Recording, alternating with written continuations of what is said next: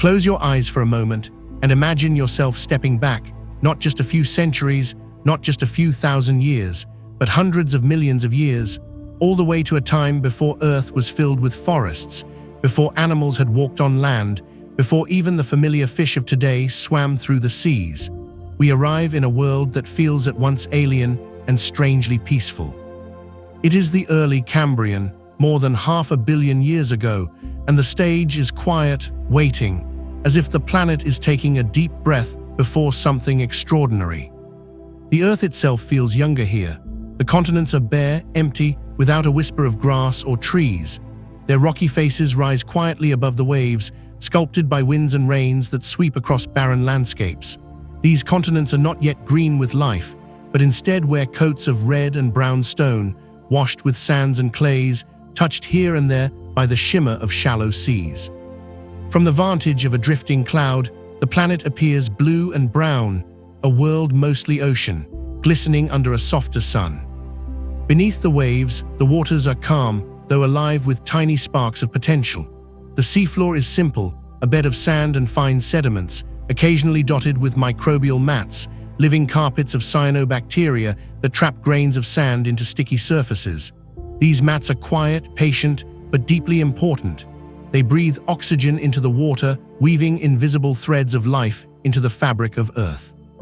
Imagine them like sprawling gardens, low and unassuming, spreading slowly across the seafloor, their soft forms catching the sunlight that filters down through the water. Life for now is small. Microscopic creatures drift unseen in the water column. They are delicate, almost ghost-like planktonic beings that rise and fall with the tides. In these tiny bodies is the whisper of what is to come, cells carrying the codes of future complexity, building blocks of eyes, shells, fins, and wings that will one day follow. But here, in this moment, they are only specks, suspended in stillness. The oceans themselves have a cozy rhythm, a pulse of currents that carry warmth and nutrients. At sunrise, the waters glow faintly gold as light spreads through them, illuminating motes of drifting life like dust dancing in a sunbeam. At dusk, the seas grow dim and heavy, settling into a blue twilight that wraps around everything like a blanket. There are no predators yet to break the silence, no fish darting or crabs scuttling, only the quiet movement of microbes, invisible to the naked eye. It is in this stillness that the planet is preparing. Slowly, oxygen levels are climbing, and with them, the capacity for larger, more complex creatures. The world feels as though it is on the cusp of something grand, like a forest floor in spring just before the blossoms erupt. You can almost sense the anticipation in the waters, as if the oceans themselves are aware of what is about to unfold. Imagine drifting gently above the seafloor, weightless, watching the rippling sands below. The light bends and shimmers as it moves through the water, painting patterns of gold and green across the grains. From time to time, bubbles rise from the sediment, hints of chemical exchanges beneath the surface, subtle whispers of unseen processes. These bubbles break the stillness with the softest of sighs, reminding us that the ocean is alive in ways both visible and invisible. In the distance, the shapes of stromatolites can be seen, layered mounds built by ancient microbial communities. They are the monuments of this time, quiet sentinels of deep history. Their rounded forms have stood for millions of years, bearing witness to the passing ages. They are simple yet comforting, like stone towers rising gently from the shallows. Around them, microbial life clings and thrives, casting faint colors into the water, greens, blues, and browns, subtle as brushstrokes on a canvas. The air above this world is different from our own. It is thinner, with less oxygen, carrying with it a sharper, rawer feel.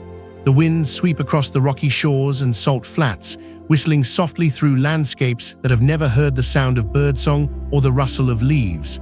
And yet, this quiet is not empty. It is the silence of a planet gathering strength, a pause before the great crescendo. Here in this hush is where the story of the Cambrian Explosion begins. A world of small things, of hidden beauty, of patience stretching across millions of years. It is the prologue to an event that will rewrite the oceans, a calm before a flourishing of life so vast that it will echo through all of Earth's future. And as you linger here, floating in the gentle currents of the Cambrian seas, you can feel the coziness of this moment, a warm stillness, a slow unfolding of time, a world on the edge of transformation. Imagine drifting just beneath the surface of Earth's ancient oceans, the sunlight shimmering in soft ripples above you. All around, the waters feel calm, almost timeless, but beneath this serenity, the chemistry of the planet is slowly, patiently changing. The story of the Cambrian explosion cannot begin without first telling of oxygen, an invisible breath that reshaped the world. Long before the first trilobite crawled across the sand, oxygen had already begun its quiet work. It was not sudden, not loud, but gradual, like the slow filling of a room with warmth at sunrise. Tiny organisms, too small to be seen with the eye, were the caretakers of this transformation. Cyanobacteria, ancient and humble, floated in shallow seas and spread across microbial mats along the coastlines. With each ray of sunlight they captured, with each molecule of carbon dioxide they absorbed, they exhaled oxygen not as a gift, not even with intent, but as a byproduct of their existence. For millions upon millions of years, this oxygen bubbled into the seas and drifted upward into the skies. At first, the planet swallowed it hungrily. Iron in the oceans bound it tightly, staining the waters and seafloor with oxides. It took ages for those stores to fill, for the iron to be spent, for the reservoirs to overflow. Only then could oxygen truly begin to rise, building its quiet presence in the oceans and atmosphere. As it did, everything began to change. Oxygen is more than just air. It is fuel, energy, a spark that allows life to stretch beyond its limits. In a world of oxygen, creatures could grow larger, build stronger bodies, and move with new energy. Without oxygen, life would always remain small, constrained to the microscopic.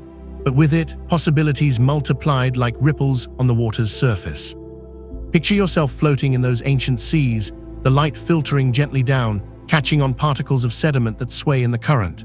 The water carries more than salt. It carries oxygen, diffused invisibly, seeping into every crevice, every pore, every living cell.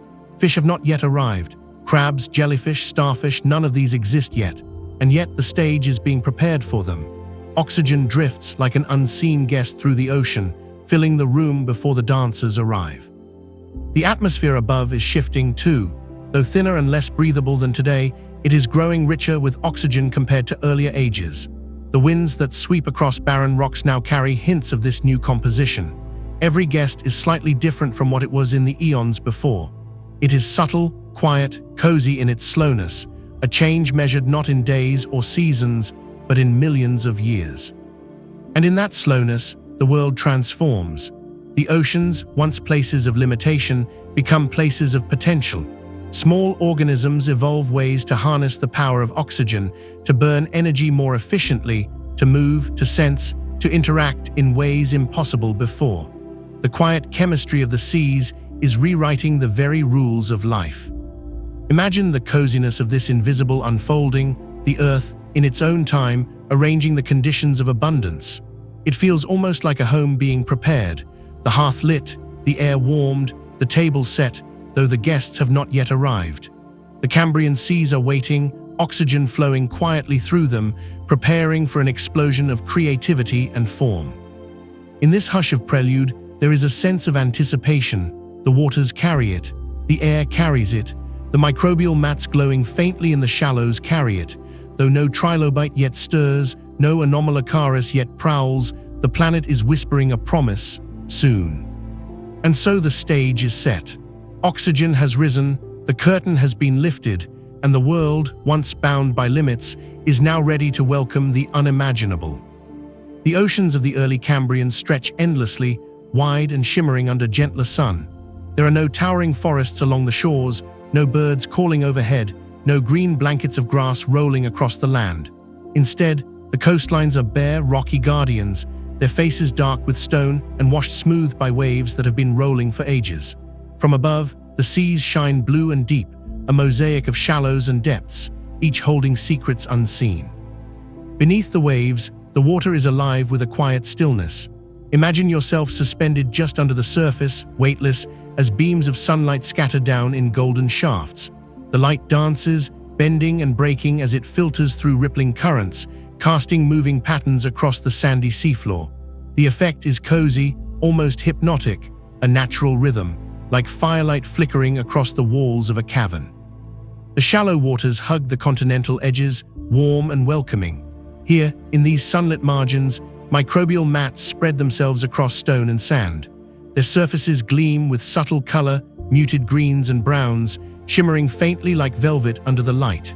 They are the quiet workers of this time, breathing oxygen into the water, weaving a foundation for all that is to come. Drifting lower, you would notice the seabed itself, simple yet full of promise. It is textured with ripples carved by waves, and in places, fine silt settles like soft dust on the ocean floor. Burrows and faint trails begin to appear, left by tiny creatures stirring just beneath the surface. Not yet the bustling networks of later ages, but hints of life stretching into the substrate, experimenting with motion and space. The deeper waters are different. Here the light fades into blue, then into shadow. It is cooler, quieter, more mysterious. Soft-bodied animals drift through the gloom, their forms delicate and strange. Some move like ribbons unfurling, their edges waving with the currents. Others pulse gently, almost invisible in the dimness, bodies transparent, catching faint glimmers of what little light remains. There is a serenity here, a cozy dreamlike calm, as if the ocean is humming softly to itself. Above all, there is the rhythm of the currents. They flow gently, carrying warmth, nutrients, and tiny drifting organisms across vast distances. They are like unseen hands stitching together the tapestry of the ocean, linking shallow sunlit reefs with deeper shadowed plains. To drift with them is to join in a slow, ceaseless journey, an ancient lullaby sung by the sea itself. In the Cambrian seascape, there are no towering coral reefs yet, no swarming schools of fish. But there is promise. The waters are rich, oxygen has seeped into every corner, and the stage is ready. It is a world suspended between quiet simplicity and the threshold of grandeur. As you float through these ancient waters, you might feel it, a sense of anticipation, of coziness and expectancy, as though you are in the opening chapter of a story not yet told. The seascape is tranquil, glowing with light and shadow, waiting for the first great cast of creatures to emerge. Soon, trilobites will crawl across the sands. Soon, predators will sweep through the water. Soon, the ocean will awaken into a riot of forms. But not yet. For now, the Cambrian seas rest, quiet and beautiful, bathed in golden light. It is the calm canvas upon which life will soon paint its masterpiece. Beneath the gentle surface of the Cambrian seas, something subtle but extraordinary is beginning. For billions of years, Earth had been a realm of the small, single cells, colonies, simple mats of microbial life painting the seafloor. But now, in these waters, life is beginning to dream of something more. It is as though a whisper has passed through the ocean: grow, combine, experiment. If you could drift among these ancient shallows, you would see them, not yet the bustling creatures that will define the Cambrian explosion, but quiet pioneers trying new ways of being. Small clusters of cells begin to work together, no longer content to exist alone. They form bodies with specialized tasks, some cells guarding, some feeding, some binding the group together. In this collaboration lies the seed of complexity. Imagine tiny threads weaving into a larger fabric. Each cell, once an individual, now joins with others to create something greater than itself. In this weaving, simple organisms become colonies, colonies become tissues, and tissues become the first true multicellular forms. It is a slow and cozy unfolding, not a sudden leap. Over millions of years, the ocean becomes a quiet workshop, where life tests shapes, tries structures, and refines its designs. In the shallows, faintly translucent creatures drift, their bodies soft and delicate. They pulse gently, almost like living lanterns, drawing sustenance from the waters around them. Some anchor themselves in the sand, filtering nutrients, while others float freely, carried by the currents. They are fragile, experimental, and many will leave no fossil trace, yet their presence is profound. They are rehearsals for the play that is about to begin. The seafloor grows more animated too. Simple worms, barely more than rippling tubes, begin to burrow into the sediment, carving out tiny homes and passages. Their movement stirs the seabed, mixing oxygen deeper into the mud. It may seem like a small act, but it changes everything. By churning the sediments, these creatures open new spaces for life, creating a richer environment where more forms can take hold. Above, plankton drift in greater variety. Their minuscule bodies may seem insignificant, yet they are the foundation of the Cambrian seas, feeding the food webs that are starting to form. Imagine them like sparks of light, carried by the tides, sustaining everything to come. It is in these humble beginnings that the world begins to tip toward abundance. Complexity does not arrive as a sudden storm, but as a gathering of threads, quiet, steady, weaving together until the fabric is strong enough to hold patterns of astonishing beauty. Pause and imagine this moment as though you were there, floating above the seabed. The water around you is filled with soft movement, drifting colonies, wriggling burrows, tiny clusters of cells shimmering faintly in the light. It is not yet the riot of forms that will come, but it feels alive in a new way, charged with possibility. It is like standing at the edge of spring, when the first green shoots break through the soil, signaling that a garden is ready to awaken. These first stirrings of complexity are tender, fragile, easily lost. Many experiments will fail, vanishing without trace, but others will persist, refine, and grow, carrying forward the great story of life. And so, quietly, almost imperceptibly, the oceans are changing. The age of the small is giving way to the age of the complex. The curtain is lifting on the great drama of the Cambrian Explosion, though its first notes are whispered softly in these waters. The Cambrian seas, once so quiet, are beginning to welcome their first stars. Among the drifting plankton, the burrowing worms, and the soft, fragile creatures of earlier days, a new form appears, a creature with a body of segments, a suit of armor, and eyes that gleam with the world's first glimpses of vision. These are the Trilobites, and their arrival marks a turning point in Earth's story. Imagine the seafloor as a soft bed of sand, rippling under gentle currents. Across this landscape, Trilobites crawl patiently, their many legs moving in a slow, deliberate rhythm. Their bodies are divided into 3 lobes, a design so efficient it will last for hundreds of millions of years. They carry themselves low to the ground, sometimes burrowing lightly into the sediment, sometimes gliding across it with surprising grace. Their eyes are wonders in themselves, made of calcite, crystals turned into sight. In their gaze, the seafloor is no longer a blur of shadow and light, but a place of detail, of shapes and movement. For the first time, animals can see one another with clarity. This simple act, vision, will transform the oceans forever, sparking new behaviors, new interactions, and eventually new dramas of predator and prey. Trilobites are explorers of their world. Some roam the shallows, bathed in golden sunlight, sifting through sediments for food. Others march into deeper waters, where the light grows dim and shadows stretch long. They are not alone, but they are among the most visible, the most abundant, and soon they will dominate the Cambrian seas in staggering numbers. Pause and picture one up close, its hard exoskeleton gleaming softly in the filtered light, ridges tracing along its back like the folds of an ancient scroll. Tiny legs, hidden beneath, scuttle with quiet purpose, stirring up trails of sand. Antennae extend forward, tasting the currents, sensing the world ahead. It is a creature both simple and sophisticated, at home in its environment, perfectly adapted to its time. Trilobites come in many sizes and shapes. Some are scarcely larger than a fingernail, miniature wanderers of the seabed. Others grow to lengths of nearly 2 feet, giants of their kind, moving like armored caravans across the sands. Their variety is immense, a hint of the evolutionary creativity that defines this age. And yet, despite their armor, they are gentle presences in this narrative. They do not thunder or roar. They crawl, they search, they graze, their lives woven into the seafloor tapestry like threads in a rug. There is a coziness to their existence, patient, steady, enduring. In their numbers, Trilobites transform the ocean floor. They are everywhere, their trails and burrows marking the sediments with patterns of life. They leave behind fossilized impressions, time's delicate signatures, which one day will tell their story to us across 500 million years. Even in their stillness, they are storytellers, recording their presence in stone. As you float above the Cambrian seabed, watching them move, you feel the ocean shift. Where once the world was simple, now it is filled with motion, vision, and structure. The Trilobites are not alone. Soon they will be joined by stranger forms, predators with clawed limbs and grasping mouths. But for now, they are the quiet rulers of their domain, armored pilgrims crossing the sandy plains of an ancient sea.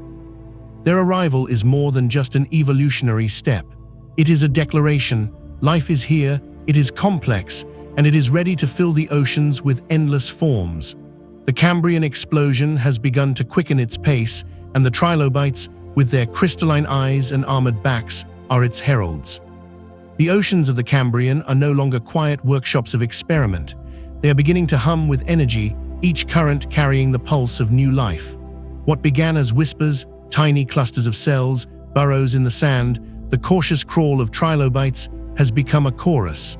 The seas are filling, quickly, extravagantly, with creatures of every imaginable shape. It is as though nature herself has thrown open a great chest of designs, scattering them across the ocean floor to see which will flourish. The results are dazzling. Some forms sprout hard shells, armor gleaming in the sunlight like jewelry scattered on sand. Others wear soft bodies with fringes of feathery limbs, delicate as silk drifting in the current. Long worm-like forms wriggle through sediments, while spiny creatures bristle with protective barbs. Some crawl, some burrow, some swim, and some float gracefully between shafts of light. Imagine swimming slowly through this unfolding world. Everywhere you look, a new silhouette glimmers against the blue. Here, a creature with spindly limbs like threads of glass waves gently at the passing water. There, another with a fan-shaped body glides effortlessly as though it were a living leaf set adrift. Closer to the seabed, trilobites still march with quiet persistence, but they are no longer alone. They share their kingdom with an expanding array of companions, odd, wondrous neighbors filling every available niche. The diversity is astonishing not just in appearance, but in function. For the first time, the food web grows complex. Some creatures graze patiently, scraping microbial mats and feeding on plankton. Others sift the water through delicate filters, pulling sustenance from the invisible. And then, new roles emerge, hunters with grasping limbs and sharp mouths, prowling the seas for prey. The balance between the grazers and the hunted, between the armored and the soft-bodied, begins to dance, weaving a story that will echo through every age to come. This great diversification is more than just biology. It is creativity on a planetary scale. Evolution is no longer cautious, inching slowly across eons. It is exuberant, playful, almost reckless, trying every form and function it can imagine. The result is a riot of body plans, many strange, some fleeting, but each adding richness to the living tapestry of the Cambrian seas. Picture the seafloor now, no longer empty sand with scattered burrows, but a bustling neighborhood of creatures. Worms ripple beneath the surface. Sponges and reef builders cluster together, filtering water in a steady, patient rhythm. Trilobites crawl in endless trails, antennae flicking at every shift of current. Overhead, soft-bodied swimmers twist and turn like ribbons caught in a breeze, while predators sweep through the midwater with steady power. Every niche is being explored, every space becoming a home. There is a cozy fullness to this diversity, a sense of abundance. The oceans feel alive in a new way, buzzing not with sound, but with motion, interaction, and presence.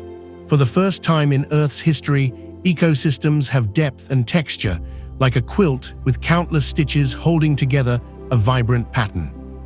And yet, amidst the strangeness, there is beauty. The creatures of the Cambrian may look alien to us, spines, lobes, stalked eyes, segmented shells, but in their variety lies a wonder that feels deeply human.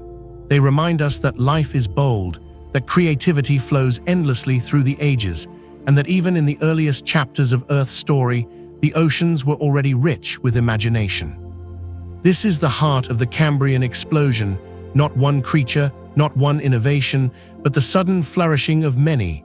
It is life, all at once, testing the boundaries of what it could be. And so, as you drift through the Cambrian seas, the world no longer feels empty or waiting. It feels full, cozy in its abundance, alive in its diversity.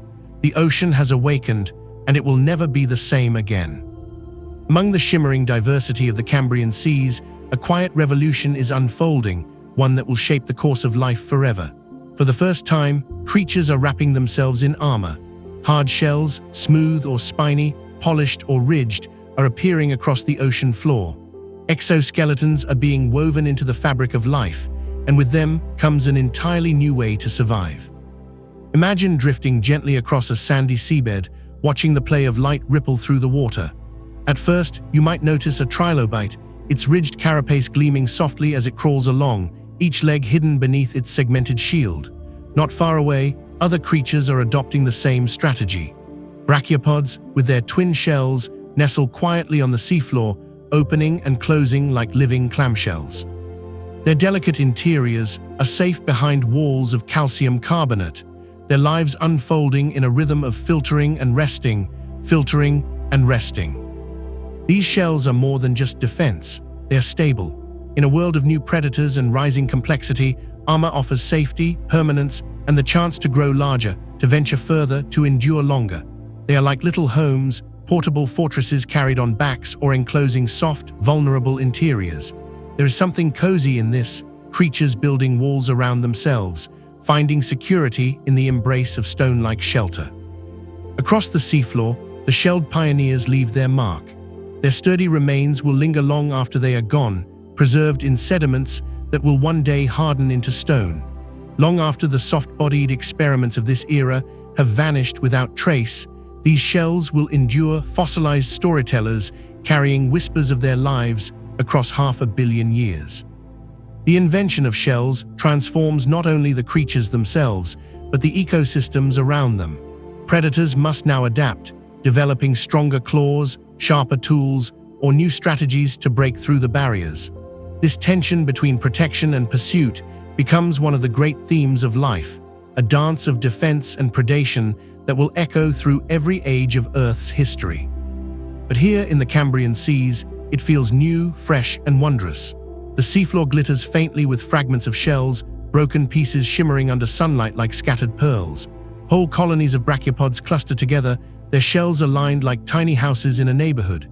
Trilobites march patiently, their armored backs rising and falling with the light.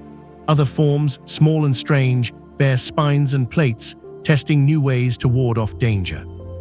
Close your eyes and imagine reaching down to touch one of these shells. It is smooth, cool, solid in your hand, a contrast to the softness of the water and the delicate textures of the mats and sands around it. In its solidity, you feel the presence of something enduring, something that will leave an imprint not just on the seafloor, but on the story of life itself. There is a quiet poetry in this innovation. The earth is teaching its creatures to shield themselves, to endure, to carve permanence into the fleeting fabric of existence. Each shell is like a promise, a reminder that fragility and strength can coexist, that life can be both delicate and enduring.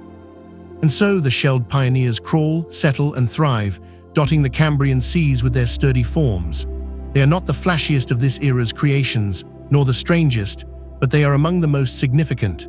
For in their shells lies a legacy that will stretch far beyond the Cambrian, echoing in every clam, crab, snail, and insect that will one day follow. The ocean feels richer now, more structured, more permanent. The shells are here, and with them, life has gained a new kind of resilience. The cozy world of the Cambrian is no longer just a place of drifting forms and fleeting shadows. It is becoming a place of permanence, of presence carved into stone. The shallows of the Cambrian seas are places of light and warmth, where the sun's golden rays pour freely into the water, touching every ripple, every grain of sand. These coastal waters hug the edges of ancient continents, their waves lapping against barren stone shores that have never known the green of plants or the chatter of birds. Yet beneath the surface, life is stirring, filling these shallow zones with motion, color, and quiet abundance. Imagine wading gently into this ancient sea. The water is warm against your skin, clear enough to see the sandy bottom beneath. Shafts of sunlight stream down, refracted into shimmering curtains of gold and green. It is a world alive with movement, yet peaceful, like a great aquarium painted by time itself. Here the creatures of the shallows gather. Trilobites scuttle patiently across the seabed, their armored backs gleaming as they leave trails in the sand. Brachiopods settle in clusters, their twin shells opening and closing like tiny doors, filtering the water in a steady, unhurried rhythm. Worms ripple through the sediment, carving delicate burrows that lace the sand with patterns of hidden passageways. Each movement stirs up tiny clouds of silt, soft as smoke, which drift upward and settle back down in slow cascades. Among the rocks and microbial mats, strange newcomers begin to appear. Some are early sponges, their porous bodies drawing water through hidden channels, filtering out invisible food. They rise in small colonies, quiet and steadfast, their forms catching the light like sculpted coral before coral truly exists. Around them, soft-bodied animals wave delicate appendages, feathery limbs sifting plankton from the passing currents. The shallows are a banquet hall, and every creature, large or small, finds a place at the table. The coziness of these communities lies in their density, their togetherness. Unlike the wide emptiness of deeper waters, the shallows feel like neighborhoods.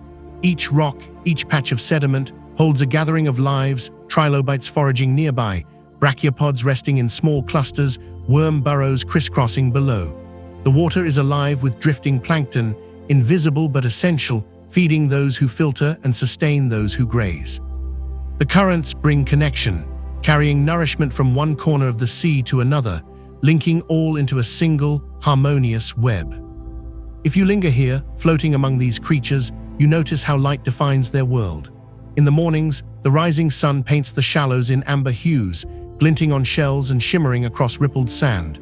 At midday, the water is clear and brilliant, a living tapestry where every creature is visible in detail.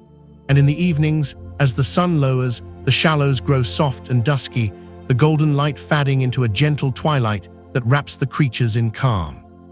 This rhythm of light and shadow gives the shallows their pulse. Unlike the deep ocean, which slumbers in eternal darkness, these zones are shaped by the daily dance of the sun. Life here moves in tune with its glow, feeding, resting, and drifting as the light shifts overhead. In these sunlit waters, the Cambrian Explosion feels especially alive. It is here that many of the great innovations of this time are tested and refined. It is here that communities grow dense and interwoven, giving rise to ecosystems more complex than any that came before. The shallows are laboratories of light, cozy incubators where life flourishes under the warmth of the sun. Pause for a moment and picture it fully. A seafloor alive with trilobites crawling steadily, brachiopods opening and closing in patient unison, worms threading their hidden tunnels, sponges filtering the water with quiet determination. Above them, the sunlight plays across the currents, scattering beams that shimmer like liquid fire. All around, the water is filled with possibility, a dreamlike abundance in a world just beginning to awaken. The creatures of the shallows may not yet know the grand story they are part of. They live simply, filtering, crawling, burrowing, drifting. But together, they are building the foundation of complexity, turning the once empty margins of the ocean into thriving neighborhoods of life. The Cambrian seas are no longer waiting. They are alive, and in the glow of the shallows, they are beautiful. Leave behind the sunlit shallows and let yourself drift further and further from shore. The warmth of the sunlight grows dim, the golden glow fading into pale blue, then into twilight hues. Each meter downward feels like stepping deeper into a dream, where familiar shapes soften and new mysteries unfold. Here in the depths of the Cambrian seas, life is quieter, stranger, and more elusive. The beams of light above become ribbons, faint and scattered, until they vanish entirely. In their place, the waters hold a hushed, velvet stillness. The seafloor below lies cloaked in shadows, a rolling plain of sediments and soft silts, untouched by the bustle of the shallows. Yet even here, life has found a way to flourish. The creatures of these depths are delicate, almost ghost-like. Soft-bodied forms drift in slow motion, their bodies transparent, catching what little light trickles down. Some glide with ribbon-like fins that undulate in waves, moving as though the sea itself is breathing them forward. Others pulse gently, gelatinous bells rising and falling, faintly shimmering as they contract and release. They seem less like animals and more like moving lanterns, flickering with an otherworldly softness in the darkness. On the seafloor, burrows stretch into the sediments, hinting at creatures hidden beneath. Tiny worms weave their quiet paths through the mud, stirring nutrients and leaving behind faint trails. Occasionally, a trilobite ventures here too, crawling with patient resolve, its eyes adapted to the faintest glow. Their movements are slower, steadier, as though the darkness itself invites calm. The currents here are different from those above. They move more slowly, carrying cooler water rich with nutrients that have drifted down from the shallows.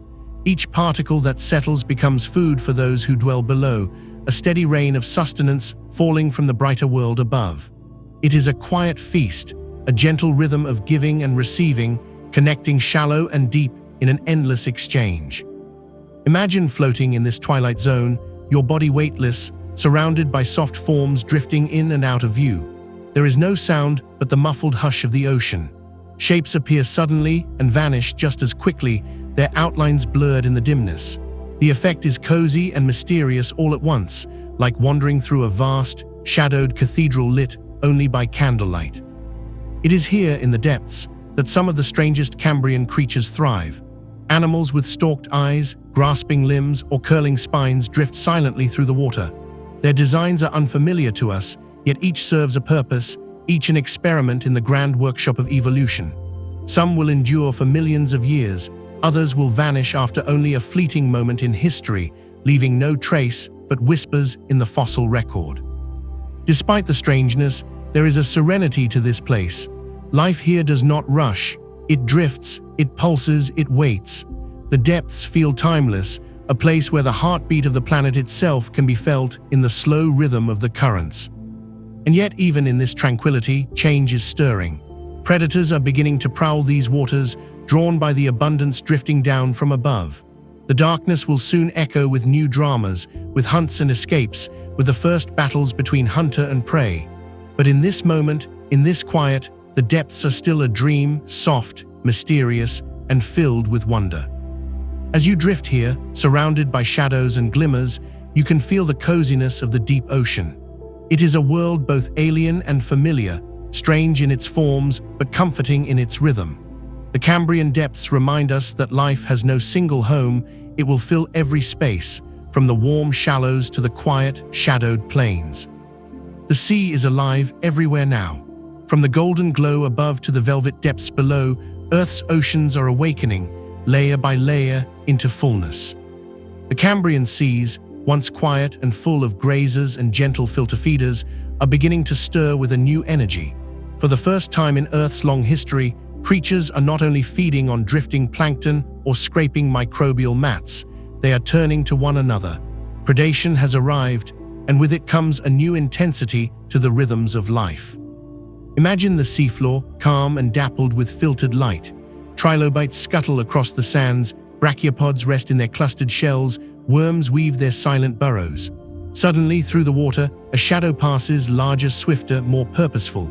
From the dimness emerges one of the first true hunters, Anomalocaris, the abnormal shrimp, a creature unlike anything the oceans have yet seen. It glides with graceful power, its segmented body undulating as flaps along its sides push against the water. At its head are two great arms, fringed with spines, reaching outward like grasping claws. Its mouth, a circular ring of plates, opens and closes like the iris of a strange camera, ready to crush and consume. Its eyes, perched high, gleam with complex lenses, some of the most advanced eyes the world has ever known.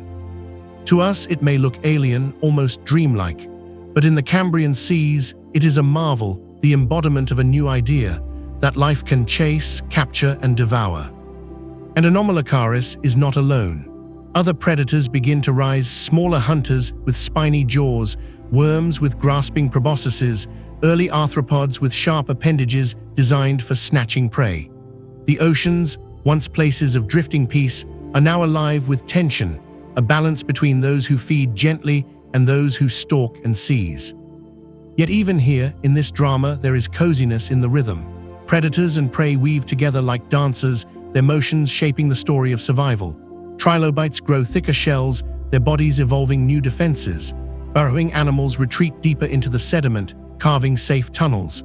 Filter feeders cluster in greater numbers, their shells bracing one another against disturbance. Each adaptation is an answer, a reply in the conversation of life. Picture yourself floating above this Cambrian dance. You see trilobites scatter as a predator approaches, sand clouding in their wake. You watch as Anomalocaris glides with elegance, its arms sweeping forward in a slow, inevitable embrace. In the distance, worm-like creatures vanish into their burrows, leaving only ripples in the sediment. The water itself feels charged, alive with motion and interaction, the calm currents now carrying whispers of pursuit. This rise of predation is not cruelty, it is creativity. It pushes life to innovate, to build stronger shells, sharper senses, quicker movements. In this give and take, evolution leaps forward, weaving resilience and ingenuity into every lineage. And even in this drama, the oceans remain beautiful.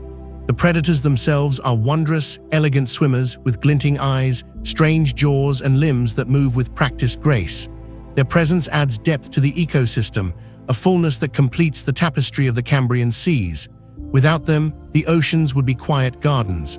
With them, the oceans become alive with tension, balance, and story. As you drift there, feeling the currents swirl, you realize that this new chapter of arms, jaws, and teeth is not the end of peace. It is the beginning of a richer harmony. The Cambrian seas are no longer a canvas of simple life. They are now a stage where complexity, interaction, and survival weave together into something profound. And so the predators glide, the prey adapts, and the ocean hums with the first true dramas of life. The cozy stillness of the seas remains, but beneath it now beats a new rhythm, the heartbeat of pursuit. If the trilobites and predators of the Cambrian are the sturdy pillars of this age, then its strangest creatures are its flourishes, brushstrokes of whimsy painted across the canvas of the sea. Evolution, in this moment of boundless creativity, is not content with the ordinary. It is playful, experimental, and bold.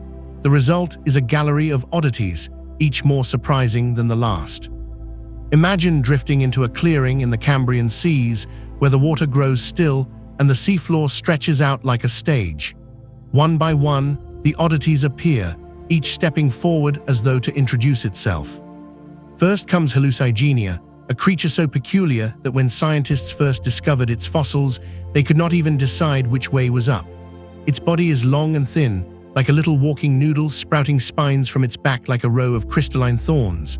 Below, soft, stubby legs wiggle along, carrying it gently across the sand. To our eyes, it looks more like a doodle than an animal, whimsical in its awkwardness. And yet here it is, alive and thriving, a reminder that nature does not always choose symmetry or elegance. Sometimes it chooses delight. Then appears Opabinia, drifting gracefully through the water. It is small, with a soft, segmented body and 5 eyes perched like lanterns on stalks, gazing in different directions. At the front of its head extends a long, flexible proboscis ending in a tiny claw, which it uses to snatch food from the sand and lift it to its mouth. To modern eyes, it seems fantastical, almost like something from a dream. 5 curious eyes, a trunk-like snout, a gentle swimmer in the Cambrian twilight. And then, gliding with power, comes the great hunter we have already met, Anomalocaris. But now, among these oddities, it feels less like a terror and more like another wonder in the collection, its great grasping arms and ringed mouth adding dramatic flair to the gallery. Its eyes, with thousands of lenses, are sharp and knowing, marking it as one of the most advanced beings of its time. Other oddities gather too, lesser known but no less enchanting. Tiny creatures with shields like helmets, worms with elaborate frills waving along their bodies, spined swimmers with shapes that seem to blend the features of many animals at once. Each is an experiment, a unique expression of life's creativity, many destined to vanish without descendants, but each leaving its mark on this moment in history. There is something cozy in this strangeness, as though the Cambrian seas are holding a carnival of possibilities. No design is too unusual, no form too peculiar. The rules are still being written, and every creature is a candidate for survival. Some will endure, shaping the lineages that lead to modern animals. Others will fade, remembered only in stone. But for now, all share the stage together, equal in the grand performance of life. Picture yourself moving slowly among them, like a guest in an ancient gallery. Hallucigenia tiptoes past on its tiny legs, spines gleaming in the filtered light. Opabinia hovers nearby, its 5 eyes swiveling curiously as its proboscis reaches down into the sand. Anomalocaris glides in the distance, elegant and strong, its body moving with the rhythm of a predator. All around, smaller, stranger creatures dart or drift, filling every corner of the water with motion. This gallery of oddities is not chaotic. It is peaceful, whimsical, almost dreamlike, as though the ocean is indulging in a playful season of imagination. In their diversity, these creatures remind us of the joy of creation, the beauty of variety, the wonder of possibility. And so the Cambrian seas, once quiet, now shimmer with life in every shape imaginable, familiar and strange, elegant and awkward, beautiful and bizarre. Each is a brushstroke in the masterpiece of evolution, a reminder that even in the earliest days of complex life, the Earth was already full of surprises. Beneath the glittering diversity of the Cambrian seas lies another world, one quieter, more hidden, but no less important. It is a world tucked just below the surface of the sand, where creatures carve tiny paths and tunnels, leaving behind trails that speak across 500 million years. Here, in the dim stillness of the seabed, life is shaping the ocean floor itself. Imagine drifting gently down until you are just above the sandy bottom. At first, it seems simple, rippled waves of sediment, soft and undisturbed. But look more closely, and you begin to notice subtle details, faint lines weaving across the surface, tiny mounds and depressions, delicate spirals that loop and fade. These are not random marks. They are signs of life, the footprints of creatures that move and burrow just out of sight. In the Cambrian, animals began to dig into the sediments in ways they never had before. Small worms wriggled through the mud, stirring it as they went. Other creatures pushed along with tiny limbs, carving tunnels that branched and curved. These burrows may seem humble, but they changed the seafloor forever. Where once the sediment lay still, now it was churned, oxygenated, mixed like soil turned by a gardener's hand. The creatures themselves are rarely seen. Most are small, soft-bodied, and shy, hiding within the safety of the sand. But their presence is felt in every trail they leave behind. A winding groove across the seafloor shows where a worm has grazed in search of food. A little mound marks the entrance to a hidden tunnel. A faint spiral hints at the path of a burrower coiling deeper into the sediment. These traces are cozy whispers of hidden lives, quiet stories etched into the sand. Imagine peering into the sediment itself. Within its soft grains, the burrowers move slowly, rhythmically. Some sift particles for nutrients, swallowing and leaving behind cleaned grains. Others hunt smaller creatures within the mud, predators of the hidden world. In their motion, they mix oxygen into layers that would otherwise suffocate. Their small efforts create a richer seafloor, one that supports greater communities above. Above the surface, trilobites pass by, occasionally pausing to dig lightly into the sediment, stirring clouds of silt that drift lazily upward before settling again. The burrowers below are unaffected, safe in their tunnels, cozy in the quiet chambers they have carved. To them, the world above is only a faint pressure, a passing shadow, while their true home is the cool embrace of the sand. In this way, the burrows of the Cambrian are more than shelters. They are innovations, tiny revolutions in how life interacts with the earth itself. By digging, by churning, by shaping the sediment, these creatures create entirely new habitats. The seafloor is no longer a static stage. It has become dynamic, a layered world of surfaces and depths, of seen and unseen. There is a soothing coziness to this hidden life. The sand muffles sound, cradles the burrowers, shields them from danger. Each tunnel is like a small home, each chamber a refuge. These creatures live quietly, unseen, yet they leave behind signatures that endure for eternity, preserved in stone as trace fossils. Even when their bodies vanish, their movements remain, like the gentle memory of someone who once passed by. As you hover above the seabed, watching the ripples of sand and the faint trails crisscrossing the surface, you realize that the Cambrian explosion is not only about the dramatic, the predators with arms and jaws, the oddities with spines and eyes. It is also about the quiet innovations, the small acts that reshape entire worlds. In every burrow and tunnel, life is weaving new layers of complexity, unseen yet essential. The Cambrian seafloor, once still, is now alive in every direction, above, upon, and within. The ocean has become a three-dimensional canvas, filled with stories both visible and hidden. And in the coziness of the sand, the burrowers continue their work, patient and enduring, shaping the foundation of life for ages to come. The Cambrian seas are no longer quiet gardens of scattered forms. They are beginning to hum with connection, with interaction, with life woven into life. For the first time in Earth's history, creatures are not simply existing alongside one another. They are forming ecosystems, complex communities where every role matters and every presence shapes the whole.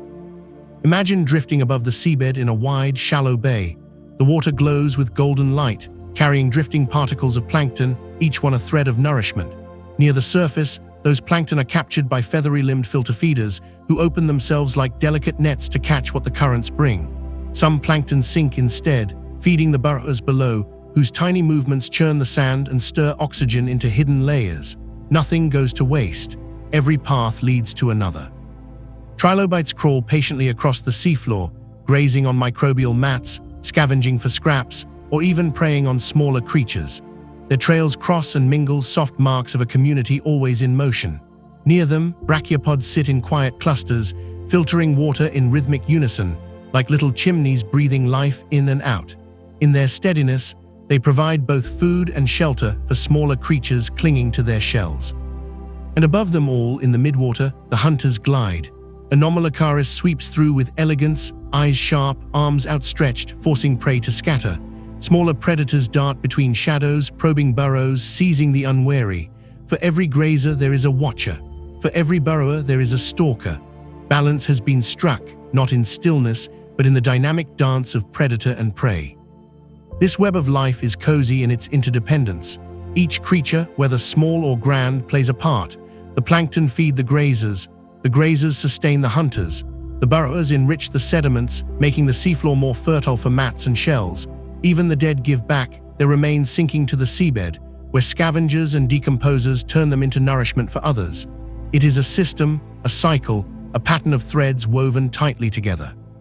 Pause for a moment and picture this community in full. The seafloor is busy, trilobites marching, worms weaving, brachiopods pulsing gently. Above them, the water shimmers with drifting plankton and soft-bodied swimmers, ribbons of life moving with the currents. In the distance, predators glide with steady grace, their movements keeping the whole system in motion. Everything connects, everything matters. It is here, in this weaving of lives, that ecosystems are born. No longer is life only about survival in isolation. Now survival depends on the community as a whole. Each adaptation, shells, eyes, burrows, claws, shapes not only the creature that holds it, but the entire network of relationships around it. The Cambrian Explosion is not only an explosion of forms, it is an explosion of connections. And yet amidst all this richness, there is tranquility. The oceans are not loud with chaos, but steady with rhythm, feeding, moving, growing, balancing. Like a great orchestra tuning itself, every creature contributes to the harmony, even those that vanish quickly or leave no descendants. The Cambrian seas feel cozy not in their simplicity, but in their wholeness, in the way everything belongs. For the first time in Earth's history, the ocean is not just inhabited. It is alive with communities, with entire systems breathing together. From the shallows to the depths, from the tiniest plankton to the swiftest hunters, life has woven itself into something larger than any single being. The Cambrian Explosion is no longer just a gallery of oddities or a parade of new forms. It is now a symphony, complex, balanced, interconnected. The first great ecosystems of our planet have been born. As the Cambrian seas grow fuller with life, something new begins to rise from the seafloor structures, not made of stone or rock, but built by the quiet labor of countless small creatures. These are the first reefs, the earliest underwater citadels, where life gathers, shelters, and thrives. Imagine drifting into a sunlit bay. At first, the seafloor stretches out in simple rippled sands, but then ahead of you, shapes begin to rise, irregular mounds, ridges, and clustered towers. These are not geological formations. They are living architecture constructed by the steady work of reef builders, sponges, early coral-like organisms, and microbial communities that bind together to create lasting structures. At their core, microbial mats and cyanobacteria weave themselves into layers, forming a sticky foundation. Over them, sponges grow, filtering the waters and giving texture to the rising forms. Soon, other reef-building creatures join in, secreting minerals that harden into frameworks.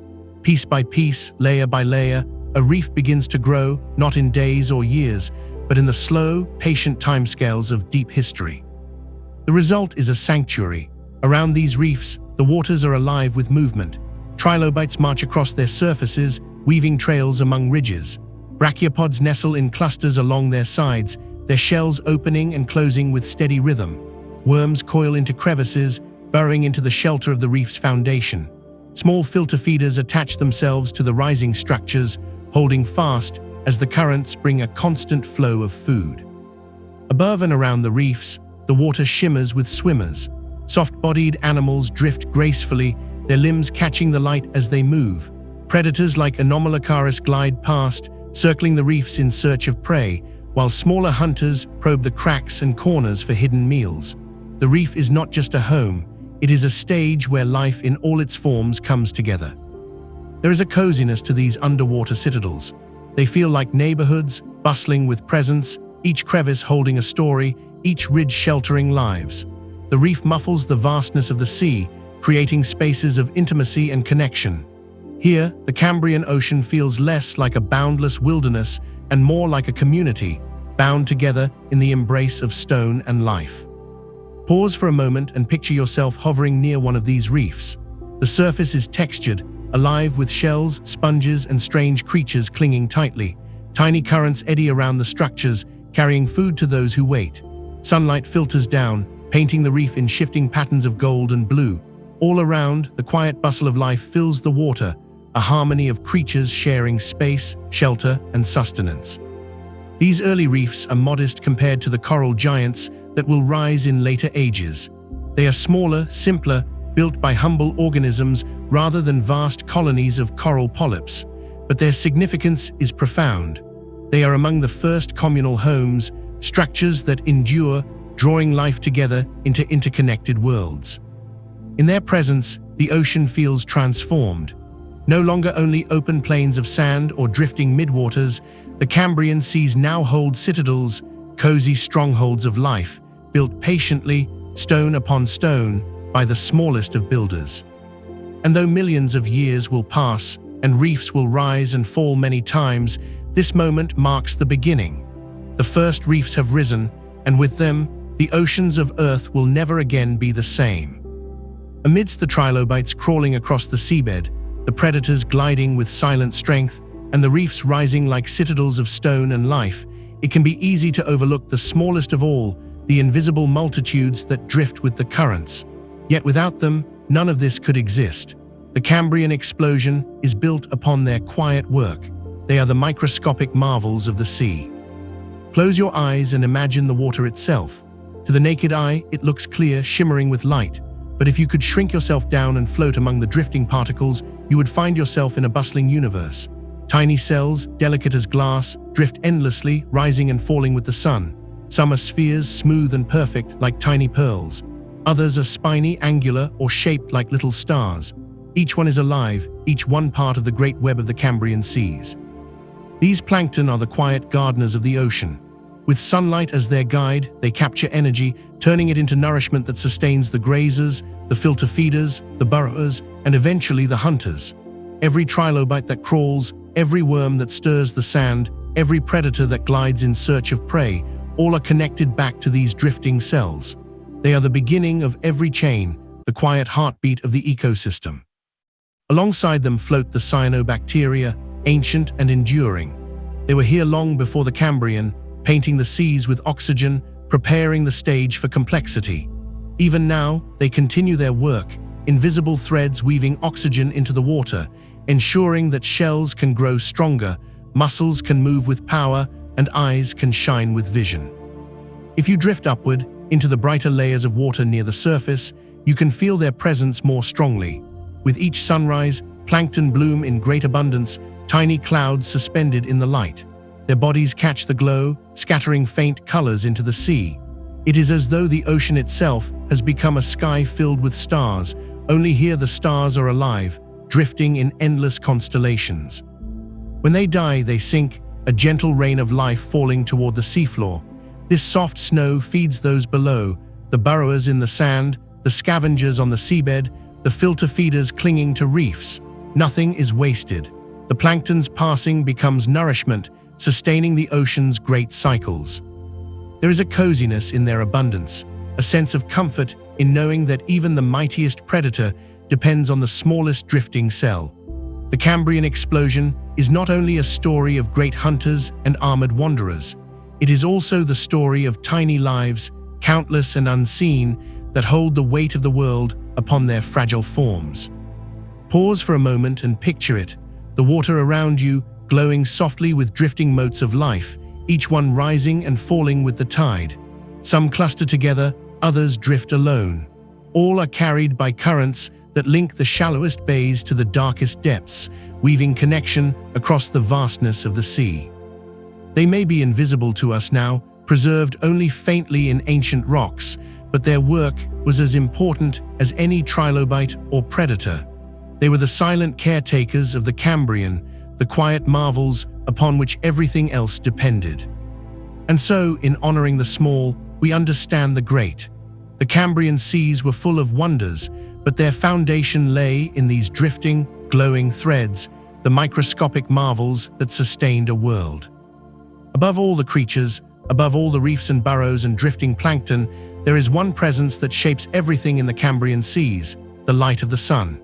It pours across the surface of the ocean each day, sinking into the waters in shimmering beams, giving energy, warmth, and life to everything below.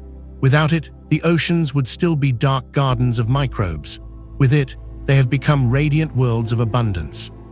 Imagine the sunrise in the Cambrian. The sky above is pale and open, free of birds or trees, the land still bare and quiet. As the first rays of morning stretch over the horizon, they spill across the water, turning the waves into mirrors of gold. Slowly, the light spreads downward, slipping through the surface, scattering into shafts that pierce the blue. Each ray bends and ripples with the currents, painting the seafloor in moving patterns of brilliance. It is in this golden glow that plankton bloom, opening themselves to capture the energy of the sun. With each photon absorbed, they create nourishment that will ripple through the food web, feeding grazers, sustaining predators, fueling the entire Cambrian drama. The light itself becomes food, transformed into the energy that powers shells, fins, eyes, and limbs. The shallows closest to the sun are the brightest theaters of life. Here, trilobites crawl under a dappled canopy of shifting light, their armored backs glinting faintly.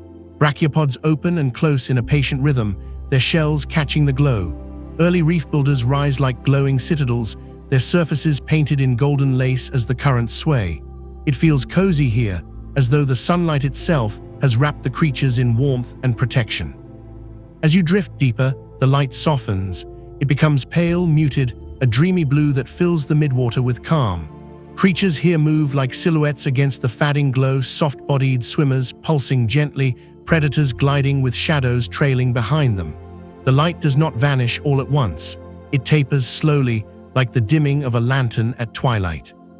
It is in this dim zone that some of the Cambrian's strangest beings live, half-lit, half-shadowed, creatures of mystery drifting between day and night. And below in the true depths, the light disappears completely. Darkness takes over, eternal and velvet, broken only by the faintest shimmer of creatures moving unseen. But even here the influence of the sun is felt. Its energy, captured by plankton above, drifts downward in a gentle rain, feeding those who dwell in the shadows. The light does not need to shine directly to be present. It threads through the entire ocean, visible or not, sustaining every corner of life. Pause for a moment and let yourself feel this light. Imagine floating in the shallows as the midday sun pours down, warming the water, illuminating every shell and burrow and ripple of sand. Imagine drifting into deeper water, where the beams slant and scatter, turning the ocean into a cathedral of blue. Imagine the hush of the depths, where the light is absent, but its gift still lingers in every living cell. There is a coziness in this rhythm, a comfort in knowing that each day the sun will rise, spilling its light across the seas, renewing the dance of life. The Cambrian creatures may not know the source of their energy, but they live in tune with it, rising and resting with the cycles of light, thriving in the warmth of its gift. The Great Cambrian Light is not just an element of the story, it is the backdrop, the silent partner in every innovation, every adaptation, every spark of life. It is the brush with which the oceans are painted, the hearth that keeps the waters alive. And so, as the Cambrian explosion continues, the sun watches from above, pouring its glow into the seas, sustaining the smallest plankton and the mightiest predator alike. Without it, the oceans would be empty. With it, they are radiant, filled with cozy abundance. Amidst the busy scuttle of trilobites, the steady filtering of brachiopods, and the playful drift of plankton, there are presences that feel different, larger, slower, more commanding. They move not with haste, but with calm assurance, their size and grace making them stand out in the Cambrian seas. These are the quiet giants, serene wanderers of an ancient world. Imagine drifting through the water as a shadow passes over you. At first, you think it might be a cloud, but then it resolves into a form, long, segmented, moving with gentle power. This is Anomalocaris, already known to us as a hunter, But seen from another angle, it is not just a predator. It is a giant of its time, stretching up to a meter in length, dwarfing many of its neighbors. With undulating flaps along its sides, it glides effortlessly, almost dreamlike, its body catching the light in subtle waves. It is both powerful and beautiful, a creature of strength wrapped in elegance. Nearby, other large arthropods patrol the seafloor. Some grow broad, shield-like bodies, their armored backs gleaming as they push slowly across the sand. They resemble living tanks, not fast, but sturdy and enduring. Their presence adds weight to the ecosystem, grounding it with forms that seem built for permanence. In the dimmer waters, soft-bodied swimmers drift at grander scales than most of their kin. Long ribbon-like forms wave gracefully, their edges trailing like banners in a slow current. Some pulse gently, their gelatinous bells expanding and contracting with hypnotic rhythm. They seem like floating lanterns, moving without urgency, glowing softly in the filtered light. What strikes you most about these larger beings is not their size alone, but their pace. They do not scuttle or dart. They move with calm purpose, each motion deliberate, each glide measured. In a world still finding its balance, they are anchors of presence, serene reminders that life does not always rush, sometimes it drifts. There is a coziness to their grandeur. To watch them is to feel both awe and calm, as though you are in the presence of something vast yet gentle. Like great whales in later oceans, the quiet giants of the Cambrian command respect not through noise or frenzy, but through stillness and grace. Their size reshapes the world around them. Smaller creatures scatter at their approach, burrowers retreat deeper, filter feeders close their shells when shadows pass, yet none of this is chaos. It is a rhythm, a dance of scale, where the giants weave slowly among the smaller lives, each acknowledging the presence of the other. Pause and picture the scene, the seafloor alive with trilobites, worms and brachiopods, the midwater filled with drifting plankton and swimmers, and then, among them, the larger forms gliding slowly, their bodies moving with the calm certainty of beings at home in their world. The light catches on their backs, shimmers along their flaps, and disappears into the shadows they cast. The quiet giants may not have left descendants that rule today's seas, but their legacy is one of presence. They remind us that even in the earliest days of complex life, scale and serenity were already part of the story. The Cambrian Explosion was not only about oddities and abundance, it was also about grandeur, about the first great bodies moving with poise through the water. And so the quiet giants glide, peaceful rulers of their domain, leaving behind an impression not of fear, but of calm majesty. The Cambrian seas feel fuller with them, cozier in their balance, as if the ocean itself has found its rhythm between the small and the great. Drifting through the Cambrian seas, you might notice a quiet theme running through the tapestry of life. Among the trilobites crawling patiently, the worms weaving through sand, and the predators gliding with graceful power, many share a common feature: symmetry. Their bodies are balanced, mirrored from left to right, arranged in a harmony that feels both purposeful and beautiful. It is here in the Cambrian that bilateral symmetry, two sides reflecting one another, becomes a dominant design.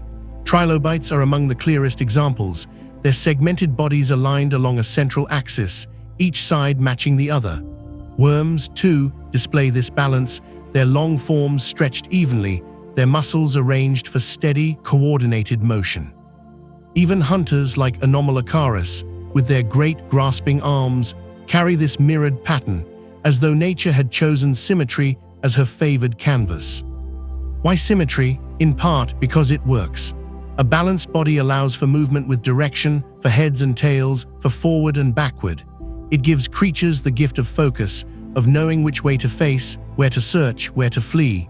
It provides efficiency in design, stability in form, a structure that can grow and adapt without losing coherence. But beyond its practicality, symmetry has a quiet beauty. Imagine hovering above the seafloor, watching a trilobite march steadily forward.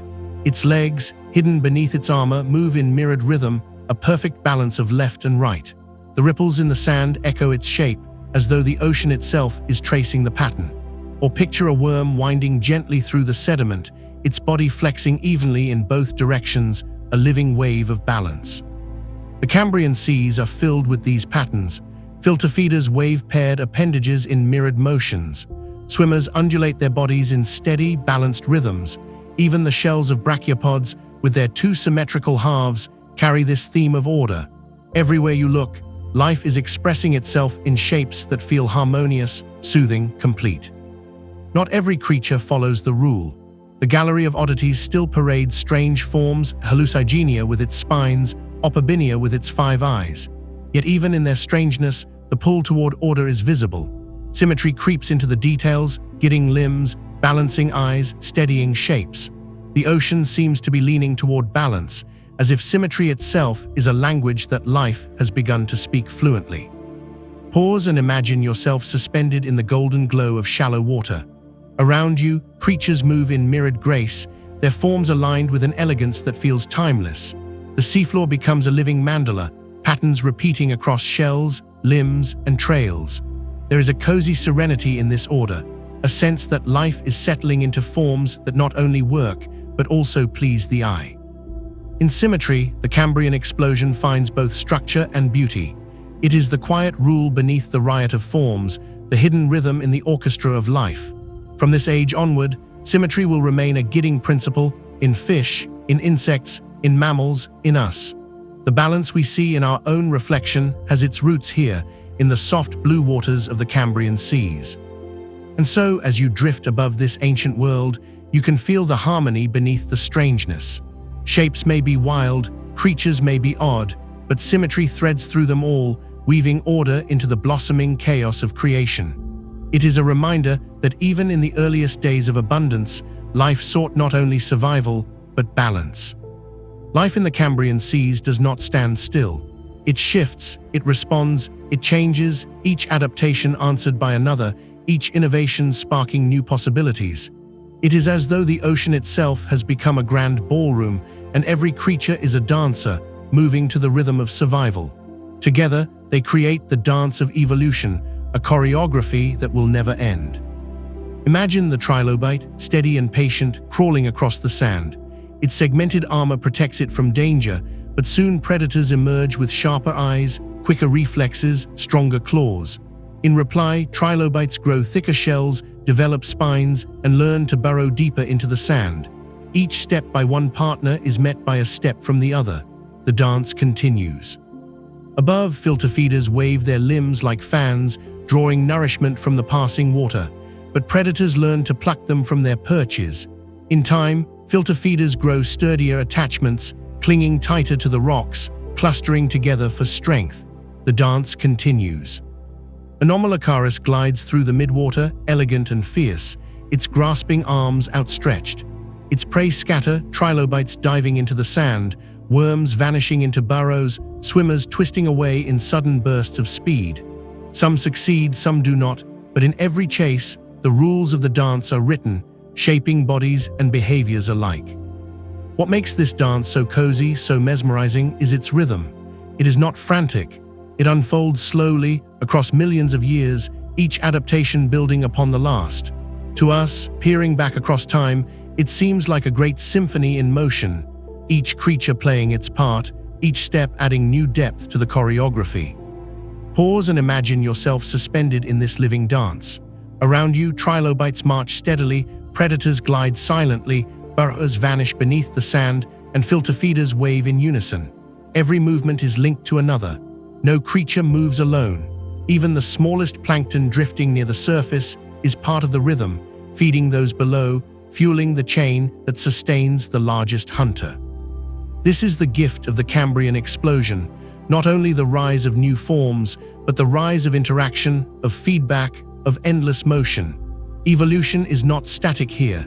It is alive, dancing, flowing, adapting in real time. And though the dance is full of tension, predator and prey, hunter and hunted, it is also full of balance. The ocean does not collapse into chaos. Instead, it settles into harmony, each step by one creature matched by another, keeping the whole system in motion.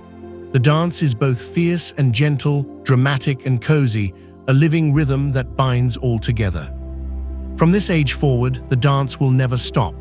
It will carry through the Paleozoic, the Mesozoic, the Cenozoic, shaping dinosaurs, whales, birds, and even us. But here in the Cambrian seas, it feels fresh and new, as though the first notes of a grand symphony have just begun. As you drift among these creatures, watching the choreography unfold, you can feel it, the pulse of life, the rhythm of change, the endless dance of evolution. It is not a story of victory or defeat, but of motion, of harmony, of life always responding, always creating, always dancing. The Cambrian Explosion is no longer a story of beginnings or cautious experiments. By now, the oceans are alive in every corner, each niche filled, each space woven with motion. If you could step back and view the seafloor as a single scene, it would resemble a great tapestry, a living mural of color, form, and rhythm, stitched together by countless threads of life. Imagine hovering above a wide, shallow plain where the sunlight filters down in golden beams. The seafloor stretches out beneath you like a canvas, rippled with sand, dotted with rocks, and alive with creatures. Trilobites crawl in quiet trails, their segmented bodies glinting as they scuttle steadily along. Their paths weave into patterns, crossing and looping like stitches sewn into fabric.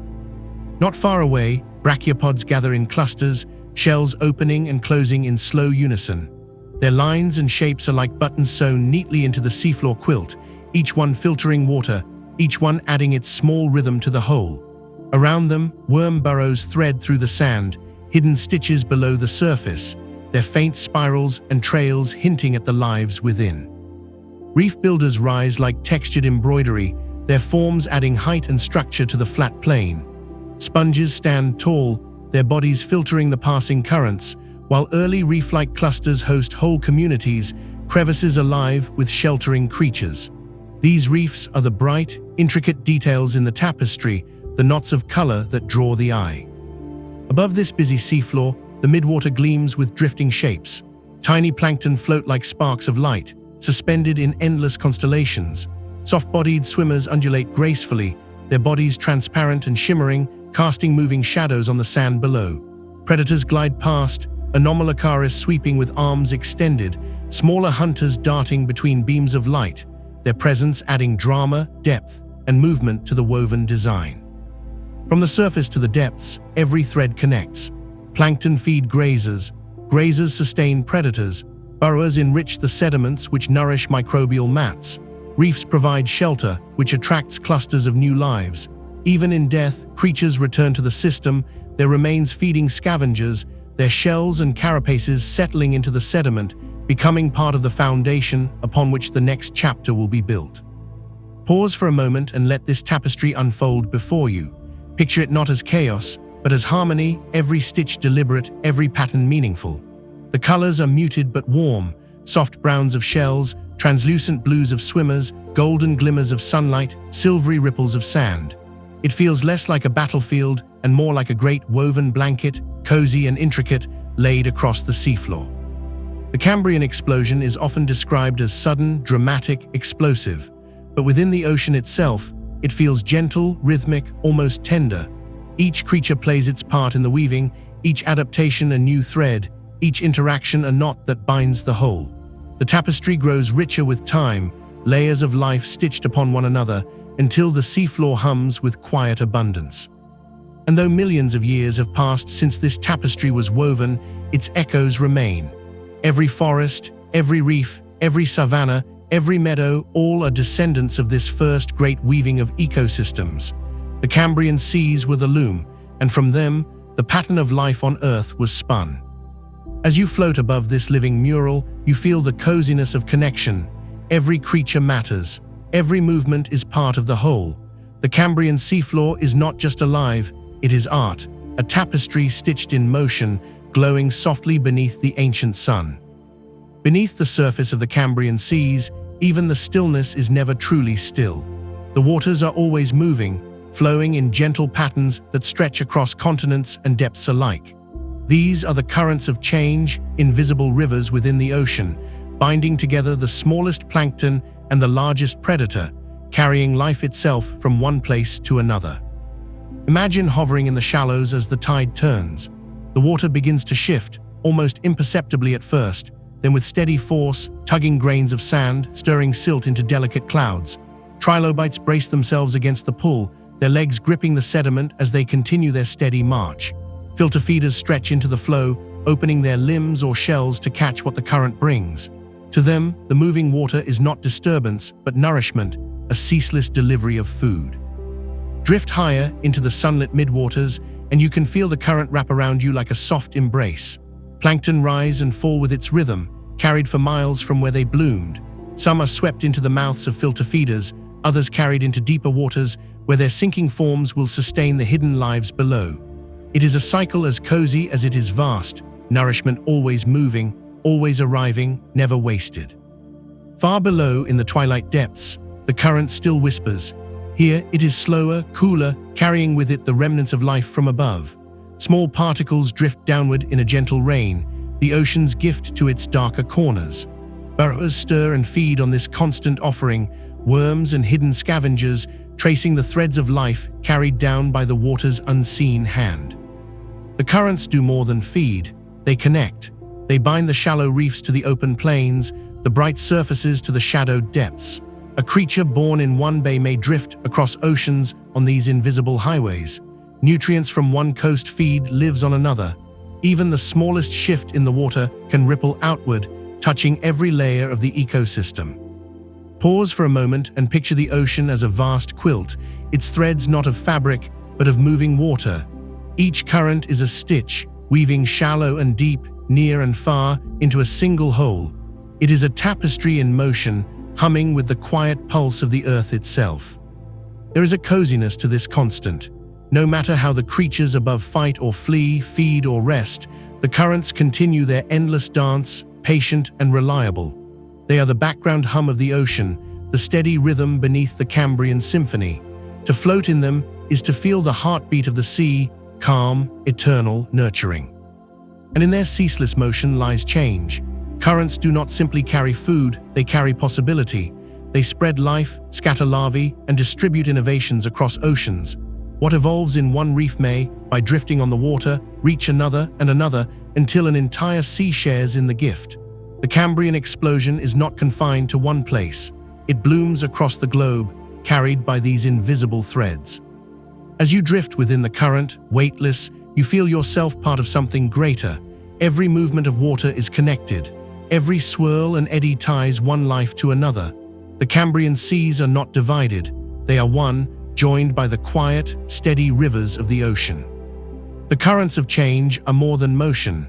They are the breath of the sea, the soft hands that hold every creature, great and small, in the embrace of the ocean's eternal flow. The Cambrian Explosion is often described in terms of shells, armor, and predators, but hidden within it lies another revolution, one even more intimate, the blossoming of nervous systems, senses, and awareness. For the first time, life is beginning to feel the world, to perceive it with clarity, to respond not only with instinct, but with growing complexity. This is the birth of sensation, of experience, the birth of complexity. Imagine the trilobite once again, crawling steadily across the seafloor. Its segmented body is sturdy, but it is its eyes, crystalline lenses of calcite, that change everything. With them, the trilobite sees more than shadow and light. It perceives shapes, movement, even depth. A predator's approach is no longer a sudden strike from nowhere. It is a presence noticed, an escape begun. Vision opens the world in ways unimaginable to creatures before, allowing awareness to bloom in the quiet waters. And vision is only one piece. In the burrows below, worms stretch sensitive bristles from their bodies, feeling vibrations in the sand, detecting the faintest tremor of movement above. On the reefs, filter feeders respond to touch, retracting when brushed by passing creatures, extending again when the waters are clear. In the midwater, soft-bodied swimmers detect currents, sensing the flow that carries them, adjusting their movements with subtle precision. The Cambrian seas are no longer only physical. They are perceptual, a world of signals and responses, of creatures not only existing but noticing. There is a coziness in this new awareness. Imagine drifting in these waters, surrounded by beings seeing, feeling, sensing each other for the first time. A trilobite pauses, its eyes catching the glimmer of movement. A worm withdraws into its burrow, sensing a vibration overhead. A swimmer turns toward the faint chemical trace of food in the water. It is as though the ocean has gained new dimensions, the quiet deepness now filled with invisible threads of perception. Awareness brings complexity to behavior. Creatures can pursue, evade, choose, adapt in real time. The predator glides more carefully, watching its prey. The prey learns to dart, to burrow, to flee with greater speed. Tiny organisms follow the light upward by day and sink downward by night, their movements guided by the invisible cues of the sun and moon. In this new dance of perception, life begins to feel closer to what we know today. Eyes and antennae, bristles and nerves, chemical sensors and simple brains, these are the tools of awareness, and they are being written into the blueprint of life. The Cambrian explosion is not only an explosion of bodies, but of minds in their earliest, simplest forms. Pause and imagine what it must have been like, the first glimmers of sight, the first sensations of touch, the first awareness of vibration in the water. To feel the world for the very first time is a miracle too vast to put fully into words, yet it is here, cozy and profound, happening in the quiet rhythm of the Cambrian seas. The birth of complexity will echo endlessly. From these first eyes, one day will come the vision of birds and mammals, the gaze of whales and humans. From these first nerves will come the thoughts of forests and the dreams of minds yet to exist. But here, in the Cambrian, it is simple, tender and new, the ocean softly opening its eyes. The seas are not only alive with bodies now, they are alive with awareness. Life has begun to feel, and nothing will ever be the same again. Close your eyes and imagine the Cambrian seas not as a series of moments, but as a dream, a vast, drifting vision where light, shadow and life blend together into something both real and unreal. This is the Cambrian dreamscape, a place where every detail feels timeless, every creature part of a great, unfolding story whispered through water. The seafloor stretches out like a canvas, rippled sands glowing beneath shafts of light. Trilobites crawl patiently across its surface, their armored backs glinting softly. Their trails weave together, looping and crossing, until the seabed itself becomes a script, a language written in sand. From the shadows, worms emerge, winding and disappearing again, their burrows forming hidden threads in the tapestry below. Above, the midwater is filled with drifting shapes, translucent swimmers pulsing slowly, ribbons of life waving like fabric in a breeze. Tiny plankton sparkle in the beams of light, rising and falling with the rhythm of the day. They are stars in an ocean sky, constellations alive and moving, connecting the smallest grazer to the mightiest predator. And then, from the blue dimness, the oddities appear. Hallucigenia walks delicately across the sand, spines rising like crystalline towers. Opabinia hovers, its 5 eyes swiveling curiously, its trunk-like proboscis reaching with gentle precision. Anomalocaris glides in the distance, arms opening and closing like petals of a strange flower. These creatures, so whimsical and alien to us, move not with menace but with grace, part of the dream's surreal beauty. The reefs shimmer with life, clusters of sponges and early builders rising like citadels. Their surfaces are alive with clinging shells, waving limbs, hidden burrows. They are cities of stone and living tissue, sanctuaries where the currents swirl gently and life gathers in cozy clusters. Around them, the water glows with filtered light, painting the reef in shifting patterns that look almost like stained glass. The deeper waters, too, belong to the dream. In twilight zones, soft-bodied swimmers drift like lanterns, their movements slow and hypnotic. The darkness beyond feels endless, yet not empty, it hums with quiet presence, the ocean's vastness wrapping everything in a velvet embrace. All of it together feels surreal, otherworldly, yet comforting. The Cambrian seas are not chaotic, they are not harsh. They are strange, yes, but in their strangeness there is harmony. It is the harmony of variety, of abundance, of life filling every space with imagination. Pause for a moment in this dreamscape. Imagine floating without weight, surrounded by these beings, their bodies glowing, shimmering, scuttling, gliding. Above, the sunlight bends into golden ribbons. Around you, shells glint, fins ripple, spines rise, and eyes glimmer. The entire ocean feels alive and alive again, humming softly like a lullaby carried on currents. The Cambrian explosion, viewed this way, is less an explosion and more a dream blooming into being, a vast, cozy unfolding of possibility. It is a vision of life at its most playful, most experimental, most free. And though millions of years separate us from these waters, drifting here feels strangely familiar, as though we too, carry echoes of this dream in our own bodies, our own symmetry, our own eyes. The Cambrian dreamscape is the ocean as imagination itself, alive with wonders, drifting softly in the blue. It is the heart of this age, not as science or fossils, but as feeling, a reminder that life has always been, at its core, both strange and beautiful. The Cambrian seas, alive with so much abundance, so much creativity, also carry within them a quieter truth. Not every form endures. For all the trilobites crawling in steady trails, for all the oddities gliding through the blue, for all the reefs rising like citadels, there are countless others that vanish, leaving only faint whispers in stone. These are the first extinctions, the gentle fading of experiments in life's great workshop. Imagine a creature like Hallucigenia, walking delicately on its soft legs, its spines glinting in the filtered light. To us, it feels whimsical, even beloved in its strangeness. But in the rhythm of the Cambrian, not every lineage finds permanence. Some vanish, their stories cut short, their trails ending here. Others survive only in altered descendants, their odd features softened or reshaped across time. The same is true for many of the gallery's wonders. Opabinia, with its 5 eyes and curious trunk, drifts gracefully for a while in these seas, but its kind does not endure.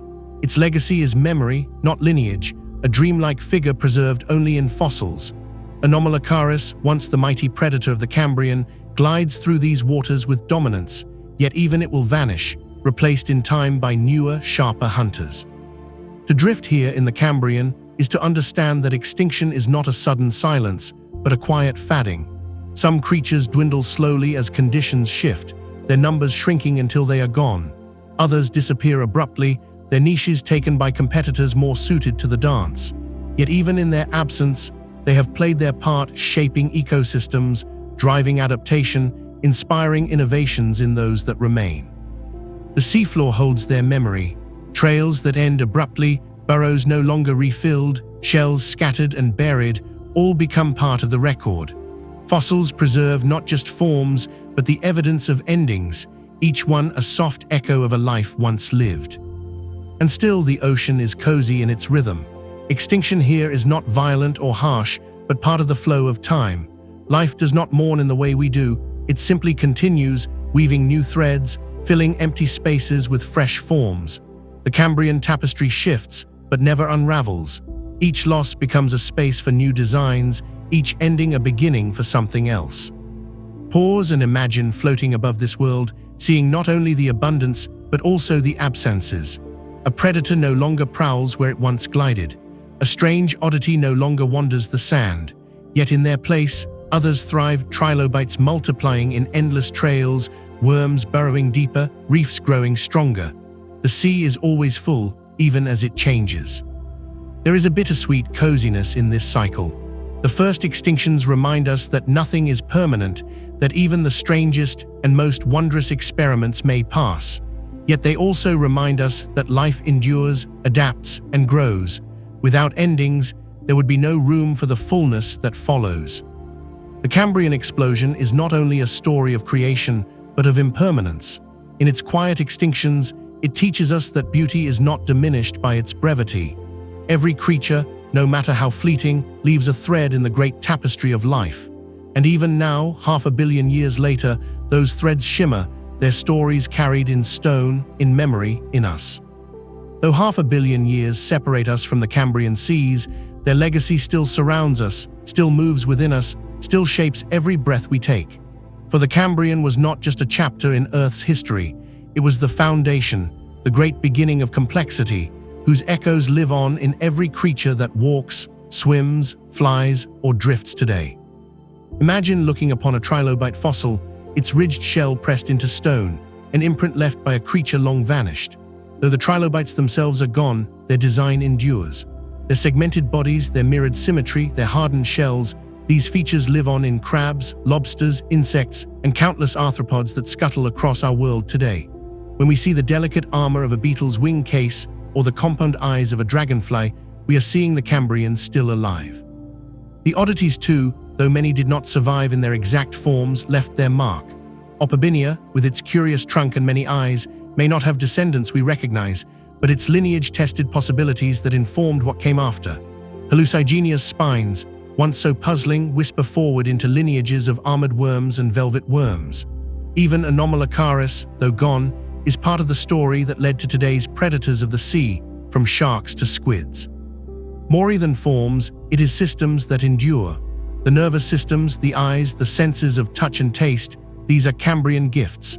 When a fish swims with vision, when a bird hunts with sharp eyes, when we ourselves see the world in color and shape, we are living with the inheritance of this age. The first glimmers of awareness that sparked here still burn brightly, refined but unchanged in essence. The ecosystems too, their threads woven in Cambrian waters, still guide life today. Grazers, hunters, filter feeders, scavengers, these roles have never disappeared. They are archetypes written into the story of life itself, repeated in every age, in every environment. From coral reefs to grasslands, from rainforests to tundras, the same patterns play out, born first in these ancient seas. Pause and imagine this continuity as a thread stretching through time. From the trilobite crawling on Cambrian sands, to the crab hiding in a tide pool, to the dragonfly hovering above a pond, to us sitting here now, the thread has never broken. We carry the Cambrian within us, not as a distant memory, but as living heritage. There is a coziness in knowing that our world, so full of forests, mountains, rivers, and skies, rests upon a foundation laid in quiet, ancient waters. The Cambrian explosion was not just a spark of life. It was a promise that once complexity began, it would continue, flourish, and become the richness we see today. Its legacy is everywhere, in the curve of a shell, the shimmer of an insect's wing, the awareness in our own eyes as we look back across deep time. To know this is to feel connected, woven into the same tapestry that began in those soft, glowing seas. The Cambrian did not end. It lives on in reefs and rivers, in forests and fields, in us. Its story is our story, its legacy, our inheritance, carried forward in every heartbeat and every breath. The Cambrian seas now settle in your mind like a dream, their creatures drifting, crawling, gliding softly through memory. We have wandered their sandy plains, marveled at their reefs, drifted through their glowing midwaters, and even descended into their shadowed depths. We have watched predators sweep gracefully, oddities parade their whimsical forms, and trilobites march steadily in endless trails. Together, these beings wove the first great tapestry of complexity, the first true symphony of life. Now, as the currents slow and the waters grow quiet, we pause in reflection. The Cambrian explosion was not a single moment, but a blossoming, a season in deep time when the earth opened its arms to abundance. From plankton, no larger than dust motes, to giants gliding with eyes of crystal, every form was an experiment, every life a thread in the fabric of creation. As we drift one last time above the ancient seafloor, we can still feel the coziness of this world. The reefs rise like gentle citadels, shelters humming with quiet life. The sand carries trails of creatures that burrowed and grazed, their movements etched into the earth's memory. Above, the water shimmers with drifting forms, soft and strange, like lanterns carried on a current. All of it together feels timeless, both alien and familiar, both strange and deeply beautiful. The Cambrian reminds us that life is not only about survival, but about creativity, about trying, testing, exploring, reaching into every corner of possibility. It was here that eyes opened, that shells hardened, that ecosystems first sang with balance and rhythm. It was here that the great dance of predator and prey began, weaving tension and harmony together in an endless cycle. Its legacy is not gone, we carry it with us. Every creature alive today, from beetles to whales, from coral reefs to oak trees, from dragonflies to ourselves, is stitched to that moment of blossoming. The Cambrian still flows in our veins, in our cells, in the symmetry of our bodies and the awareness in our minds. When we marvel at the beauty of life, we are marveling at a story that began here. And so, as we step gently back from these ancient waters, let us linger one last time. Imagine the sunlight rippling through clear seas, touching the shells of trilobites, glinting on reefs, scattering across soft-bodied swimmers. Imagine the currents flowing steadily, carrying plankton like drifting stars. Imagine the quiet hum of life, abundant, playful, tender, filling every corner of the sea.